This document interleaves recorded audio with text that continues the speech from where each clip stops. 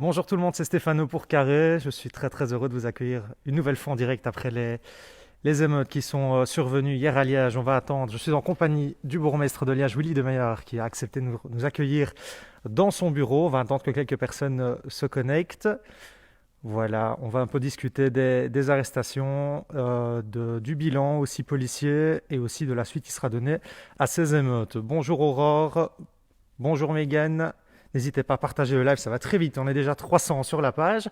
Alors, Monsieur de Meyer, il y a eu des images qui ont choqué beaucoup de gens, beaucoup de Liégeois. Vous êtes bourgmestre de Liège depuis très longtemps. L'hôtel de ville a été aussi attaqué, la galerie Saint-Lambert, plusieurs commerces. Vous, comment vous vous sentez au lendemain de ces émeutes?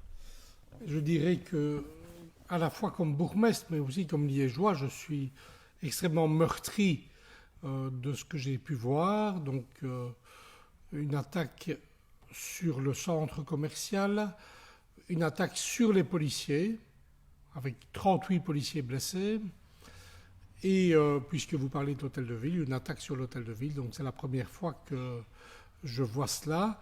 Nous avons eu des bris de vitres ici lors de la catastrophe de la rue Léopold, mais c'était autre chose. Ici, donc, ce sont des jeunes qui ont jeté des pierres, brisé les carreaux de l'hôtel de ville symboliquement. C'est lourd.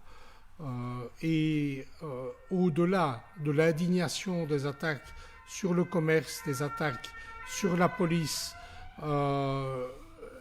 du comportement de casseurs finalement, il faut bien appeler les choses par leur nom, cela pose des questions, mais je suppose que nous y reviendrons, sur comment vivre ensemble demain, comment organiser la police demain. Il faut pouvoir, à chaque crise, se poser les bonnes questions pour essayer de trouver les bonnes réponses. Alors vous, je l'ai dit, ça fait on fait combien d'années que vous êtes bourgmestre maintenant? 21. 21 ans bourgmestre. Oui. Vous aviez déjà vu ce genre de choses? Non, je n'ai jamais vu, jamais vu d'émeutes de ce type et jamais vu de scène de saccage de ce type. Alors, je m'adresse à ceux qui nous suivent sur le live. N'hésitez pas à poser vos questions aussi. Vous êtes déjà plus de 1000 sur le live. Bonjour Christelle. Alors, par rapport à ce qui s'est passé hier, est-ce qu'on peut déjà faire un petit bilan au niveau des blessés, à la fois dans la population, mais aussi au sein des forces de police? Donc, je ne peux pas donner de chiffres exacts parce qu'on ne le fait jamais, mais il y avait plus de 250 policiers engagés avec 3 arroseuses. Il y a eu 38 blessés dans les forces de l'ordre, donc principalement dans les forces de l'ordre d'ailleurs. Il y a eu jusqu'à présent 10 arrestations, 6 judiciaires et 4 administratives. Et en ce qui concerne les dégâts, nous sommes occupés à les comptabiliser. Alors, il y a déjà plusieurs questions qui reviennent, qui sont un peu les mêmes.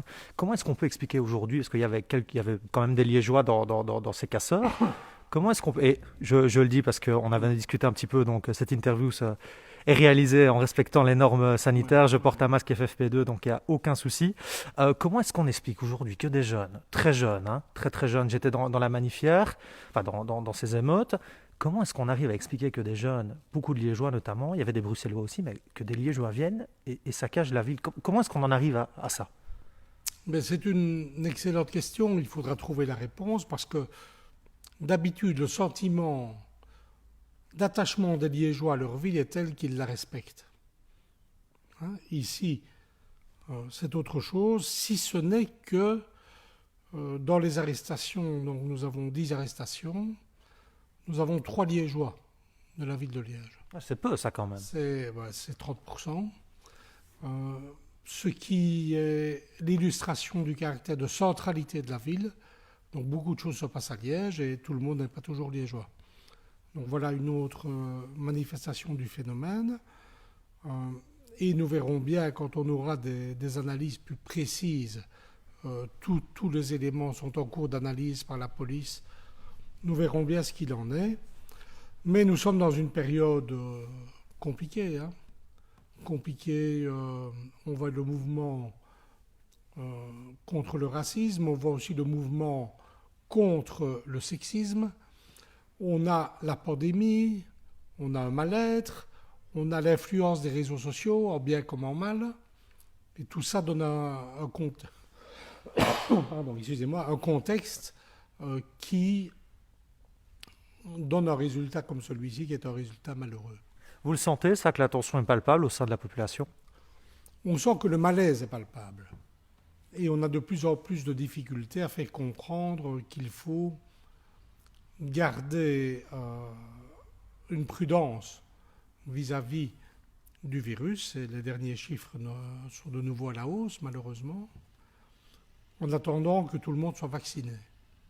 Parce que la vraie solution, c'est le vaccin. Avec l'une ou l'autre inquiétude, mais la vraie solution, c'est le vaccin. Et en attendant, il faut tenir le coup. C'est compliqué dans une grande métropole comme Liège, où vous avez la culture, le sport, la jeunesse, l'économie, l'enseignement, l'ORECA. C'est compliqué. C'est très compliqué et la nervosité, elle s'exprime. Et je ne veux pas donner d'excuses. Je les ai qualifiés de casseurs parce que malheureusement, c'est ce qu'on doit dire. Mais voilà. Et mon travail maintenant, avec d'autres, ce sera de voir comment préserver et restaurer le vivre ensemble demain. Alors, je vois encore des réactions concernant le masque, l'absence de masque de M. Willy de Meyer. Il est là, mais cette interview est réalisée. Voilà. Là, on s'est mis d'accord. Nous avons le respect des règles, sinon je n'aurais pas donné l'interview, évidemment. Exactement. Alors, il y a beaucoup de monde, vous parlez justement de casseurs, il y a beaucoup de monde qui se demande pourquoi la police n'est pas intervenue avant, ou peut-être de manière plus forte. Donc, il faudrait poser la question à M. Beaupère, parce que c'est lui qui connaît. Vous discutez avec lui, vous savez. Ça, mais je vais vous répondre. Donc, tout d'abord, nous avons une technique qui fait que la police n'est pas visible au départ, pour ne pas qu'on tombe dans un phénomène de provocation. Ensuite, elle était présente en nombre. La manifestation n'était ni autorisée ni interdite. C'est ce qu'on doit faire pour donner toute la latitude à la police. Et la police est intervenue. Mais elle est intervenue dans une place Saint-Lambert qui était bondée de monde.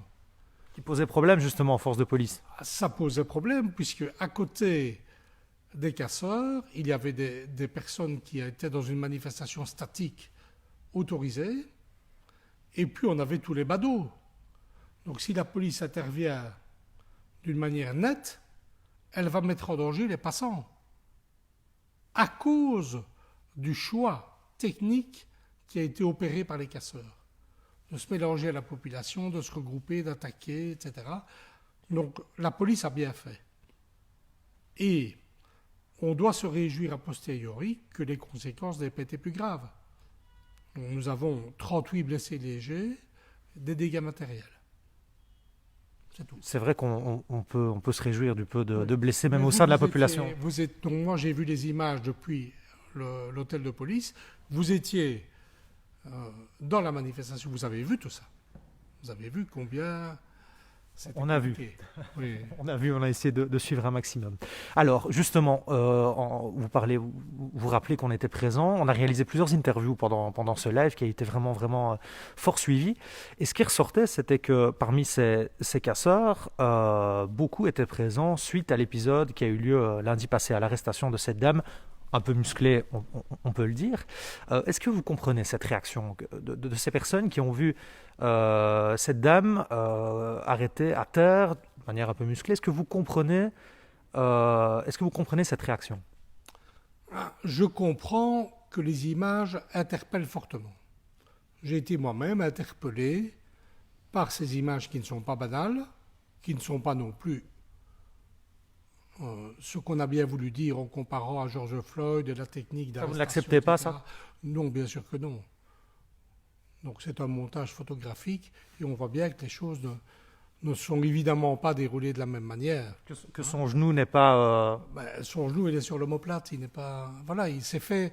L'intervention policière doit répondre à des règles.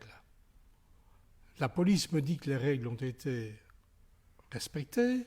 J'ai là-bas le rapport qui m'a été remis par M. Beaupère. Nous verrons bien.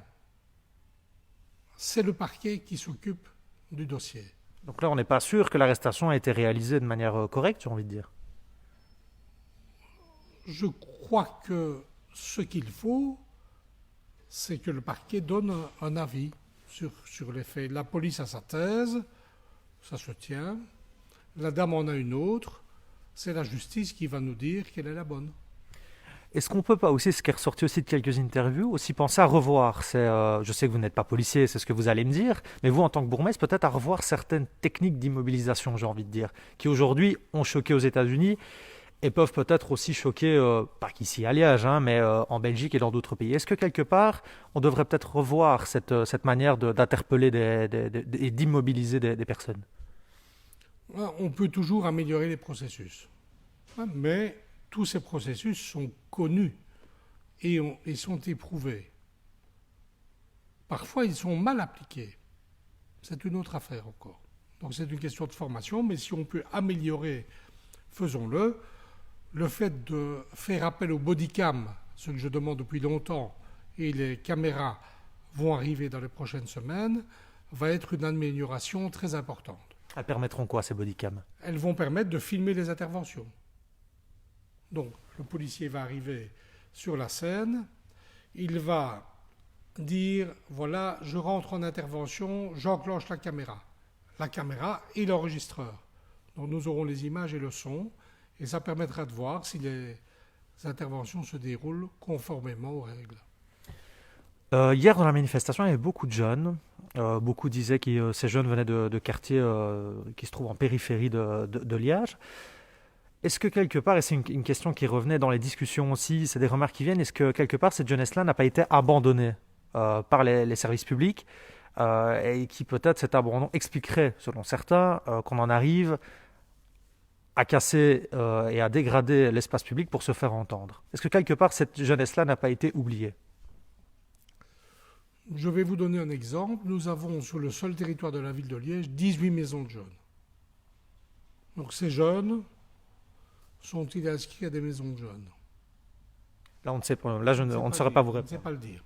Ces jeunes sont-ils inscrits à un club de sport? Il faut savoir que si nous avons des jeunes qui sont vraiment défavorisés, avec l'ASBL Liège Sport et Michel Faboué, nous avons des chèques sport qui permettent de payer les inscriptions. Nous avons tout ça. On peut s'en sortir. C'est ça que vous dites, il n'y a pas d'excuse. Non, je ne dis pas il n'y a pas d'excuse, parce que je peux comprendre qu'une situation soit difficile. Je peux comprendre ça. Hein? Je peux très bien le comprendre. Mais ce que je voudrais dire, c'est que si on veut se prendre en charge et trouver des passe-temps, des passions, à Liège, il y a des centaines de possibilités. Et toutes ces possibilités, elles sont ouvertes à tout le monde. Et je voudrais dire aussi qu'à côté de jeunes qui ont des problèmes ou qui posent problème, il y a des tas de jeunes qui sont de milieux modestes, qui sont issus de l'immigration et qui font des parcours remarquables et qui sont dans les mêmes conditions. Ils font des parcours remarquables et j'ai mal au cœur pour eux aussi, moi, qui vont être pris dans des amalgames alors qu'ils sont très méritants. C'est ce que vous nous disiez en conférence de presse juste avant, il ne faut pas faire d'amalgame entre Oui, tous ces jeunes. Il ne faut faire aucun amalgame d'aucune sorte. On ne juge pas sur l'origine des gens. On juge les comportements. Et donc, qu'est-ce que j'ai vu, moi? J'ai vu des casseurs. J'ai vu des casseurs, et quand on regarde bien, ils ne sont pas tous d'origine subsaharienne, loin s'en faut. Et c'est là que je me pose la question, comme M. Beaupré, du caractère organisé de tout ça. C'était organisé, on a entendu le chef de corps parler de bandes organisées, de groupes organisés. Vous pensez que c'était des groupes organisés par rapport aux informations que vous avez actuellement? En tout cas, c'est la conviction du chef de corps, organisé dans la manière de se rassembler et organisé dans la manière d'attaquer la police, par vague. Donc ce ne sont pas Des amateurs. Non, c'est une technique éprouvée. Vous parlez aussi de population subsaharienne. Et, il y a quelque chose qui est intéressant, c'est que vous avez rencontré une délégation le jour avant cette manifestation. Est-ce que vous pouvez nous raconter un petit peu ce qui s'y est dit Nous avions, donc c'est une délégation d'11 personnes, menée par la conseillère communale, Madame Marie-Jeanne Marie, et qui rassemblait Donc on avait le président de la communauté liégeoise d'origine congolaise, beaucoup de dames, dans un bon climat, et on s'est expliqué franchement. Nous étions fort à l'écoute, M. Beaupère et moi-même. On a attiré l'attention sur le fait que on demandait le respect mutuel.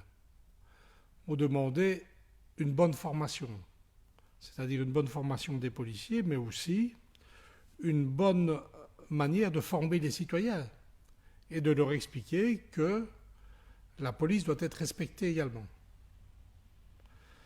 Et un jeune qui était là a attiré notre attention sur les difficultés de la jeunesse par rapport à des contrôles d'identité ciblés. Ouais, c'est ce qu'on dit souvent. Ouais. Pour parler très clairement, on est noir et arabe, on se fait contrôler, en gros. Voilà. Parler très clairement. Oui, mais vous voyez que je ne tourne pas autour du pot non plus. Non, clairement. Je pourrais ne pas en parler. Donc, ça peut être une source de malaise. Nous allons vérifier ça. Mais d'un autre côté, après ceci, ça va pas être plus simple. Vous craignez que ce soit pire maintenant? On va travailler à ce que ça ne le soit pas. Mais Donc ces gens avaient l'impression, c'est ça, que parce qu'ils étaient d'origine, on va dire ça comme ça, ils étaient plus contrôlés que d'autres, c'est ça? non, c'est un jeune qui est présent et qui nous dit voilà ce que les jeunes racontent. Mais il le dit avec nuance. Mais derrière, donc c'est ça. Mais ici, la police va rechercher les casseurs. Elle va peut-être un peu contrôler aussi. Donc vous voyez l'engrenage dans lequel on peut se trouver. Et c'est contre ça que je vais lutter. Pour conserver à Liège un bon vivre ensemble, une bonne convivialité, et faire en sorte que toutes les personnes qui sont à Liège et qui sont venues de l'extérieur apportent un plus et soient perçues comme apportant un plus. C'est comme ça qu'il faut voir les choses. Mais des événements comme lundi, qui seront analysés, des événements comme samedi, ne nous aident pas. Ça n'aide pas les démocrates, ça n'aide pas les gestionnaires. Raison pour laquelle, depuis lundi, je travaille à ça. C'est mon rôle de faire ça. Il y a une question qui nous vient aussi après, moi j'ai encore deux petites questions à vous poser, mais il y a une question qui nous vient d'Arnaud sur le live, qui nous dit est-ce qu'on peut parler des propos du policier qui a été filmé, bon j'ai pas les propos en tête. Le deuxième, Celui le motard. de l'arrestation de lundi, hein, on voit Oui. bien, qui dit, moi, en gros je pense qu'il a dit je fais ce que je veux. Non, c'est une autre vidéo. Et à la fin de la vidéo, donc le policier... Qui concerne l'arrestation de lundi, on est d'accord. Hein. Oui, c'est dans cette scène-là. Mais ça ne concerne pas la dame en question, c'est autre chose. C'est périphériquement à la scène, et on voit un motard qui s'exprime, et à la fin de la vidéo filmée par cette autre dame, il dit « je fais ce qui me plaît ». C'est normal, pas normal? Très clairement, ça n'est pas normal. Et là, je dois dire que ça a insécurisé non seulement les Liégeois et les Liégeois d'origine subsaharienne, mais tout le monde. J'ai eu des dizaines et des dizaines de réactions par rapport à cela. Je suis persuadé que ce n'est pas ce qu'il voulait dire. Hein? C'est pas un peu facile ça entre nous, monsieur le bourgmestre? Non, il voulait dire je suis le représentant de la loi. Ce qui est vrai. Hein? Mais ce n'est pas ce qu'il a dit. Et l'expression n'est pas du tout appropriée. Parce qu'elle peut donner à penser qu'il a tous les droits. Et ça fait peur à tout le monde. Parce que tous les droits, il ne les a pas, évidemment. Donc, ça va nous amener, d'abord, je pense qu'au niveau interne, il va y avoir au minimum une discussion entre la hiérarchie et cet agent, d'après ce que j'ai entendu.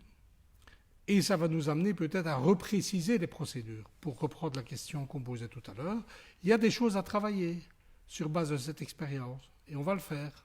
Permettre d'améliorer peut-être. Pour améliorer tout ça, oui. Et on va lui expliquer, vous savez, on ne dit pas ça, quoi. Regardez le désastre.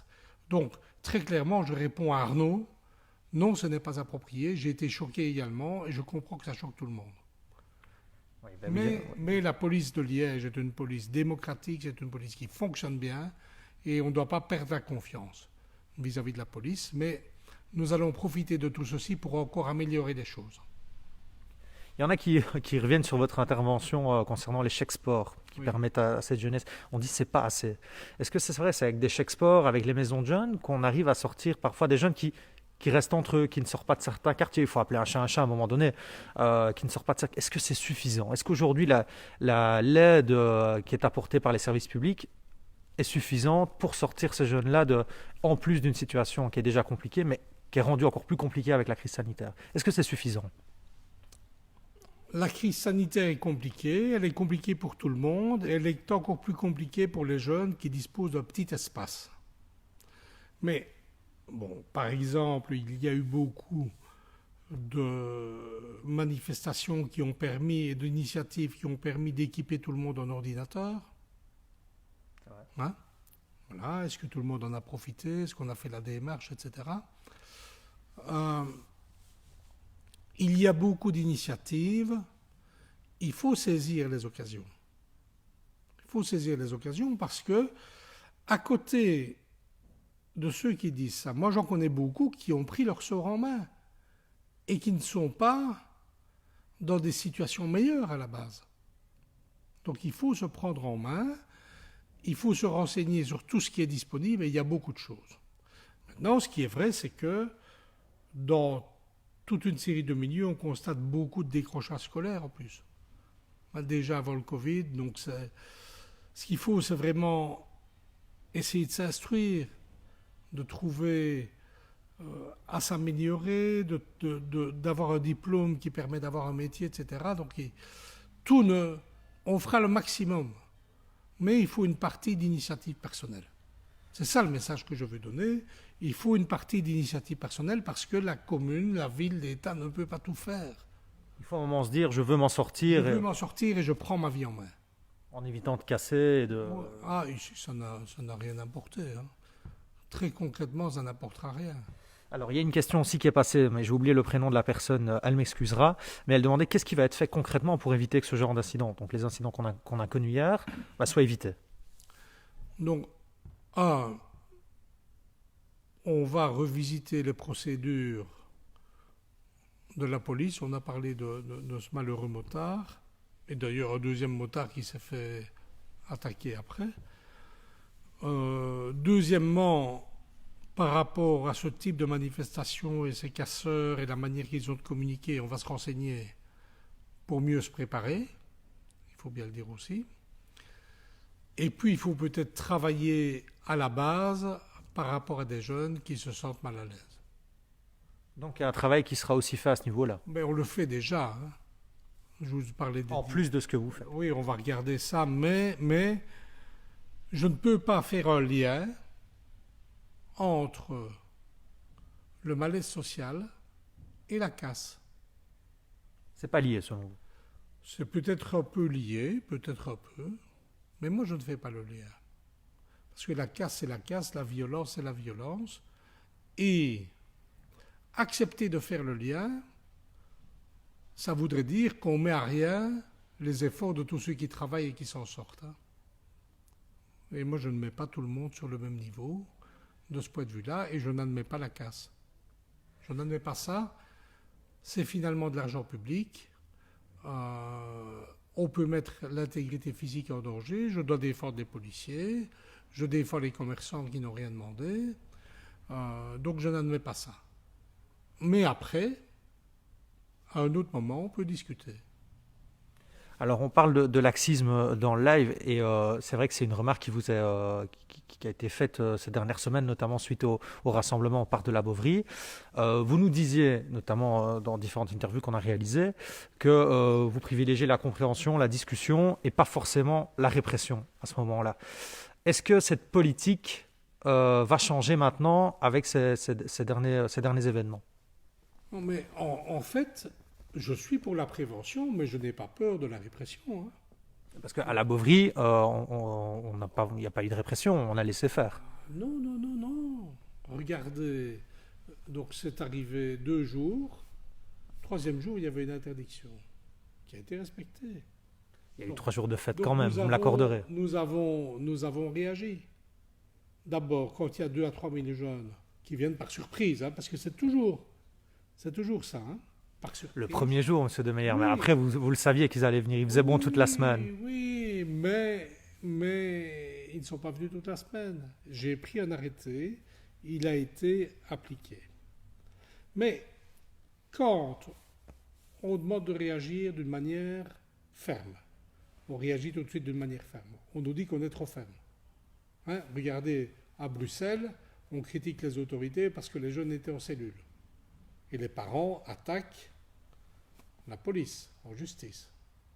Hein, vous laissez un peu faire pour ne pas avoir d'incident, on dit que vous êtes laxiste. Donc je pense que la vérité, elle est entre les deux. Et je ne suis pas laxiste, et ceux qui me connaissent bien le savent. Simplement, on doit gouverner une communauté humaine avec discernement.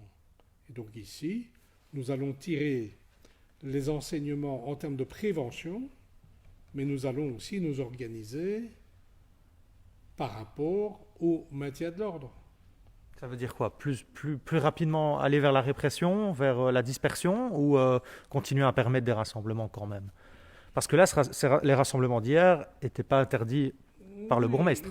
Ils n'ont pas été interdits, ils n'ont pas été permis non plus. Ouais, est-ce que c'est pas une forme aussi de c'est se pas- décharger de... Pas du tout. C'est une forme, comme je l'ai expliqué, c'est une manière de permettre à la police d'apprécier.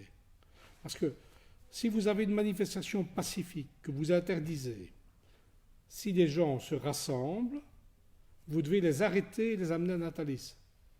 C'est là que vous avez l'émeute. Hein, parce que vous voyez bien la réaction de la population, etc. Donc je ne dois pas interdire quelque chose qu'on ne saura de toute façon pas empêcher. Parce que la police alors va mettre des moyens et ça va dégénérer. C'est ça qu'on voulait éviter, c'est que ça dégénère, C'est que ça, ce soit à part de et la ça- Bovry et ou ça hier. a dégénéré quand même pour d'autres raisons, puisqu'on avait affaire à des casseurs. Ce n'était pas une manifestation telle qu'annoncée par l'organisateur, c'était autre chose. Donc on reste sur cette stratégie-là, c'est la bonne. Stratégie qui était employée jusqu'à maintenant. Non, nous allons analyser, on va analyser la situation, on va en tirer les leçons et on va voir si on doit modifier quelque chose. Donc je ne vais pas vous répondre maintenant parce qu'on doit tirer les conclusions. Eh ben, écoutez, c'est une dernière question que j'ai envie de vous poser. C'est est-ce que vous avez un message à adresser aux Liégeois? On est 1000 sur la page. Il n'y aura certainement pas que des Liégeois. Mais est-ce qu'aujourd'hui, vous avez un message à adresser aux Liégeois et Liégeoises qui ont assisté à ces scènes hier assez hallucinantes, il faut le dire? Est-ce que vous avez envie de leur dire quelque chose?